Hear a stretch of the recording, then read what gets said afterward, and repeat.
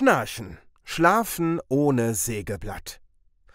Schnarchen ist zur gesunden Regeneration sehr wichtig. Umso schlimmer, wenn wir wegen Umgebungsgeräuschen um diesen gebracht werden. Aufwecken, Nase zuhalten, Kopf höher legen, hilft da oft nur wenig. Ein riesiges Problem, da in etwa die Hälfte der Erwachsenen schnarcht. Oft beginnt dies erst im Alter. Schnarchen ist das Resultat von einem schlaffen Schlundbereich. Die Vibration ist mit Fahnen im Wind zu vergleichen, die gegeneinander schlagen.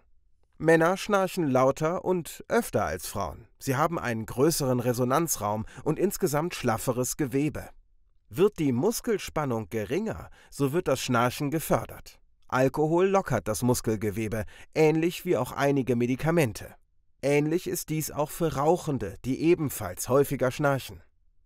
Gegen das Zersägen von Bäumen in der Nacht hilft das Weglassen von Alkohol, Zigaretten, Schlafmitteln, die tiefer schlafen lassen, aber auch lauter. In einigen Fällen hilft auch Abnehmen.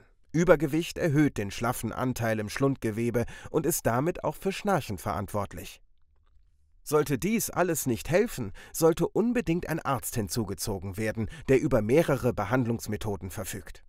Es muss dann auch beobachtet werden, ob es zu Atemaussetzern kommt. Diese können zu Herzinfarkt, Schlaganfall und andauernder Sauerstoffunterversorgung führen.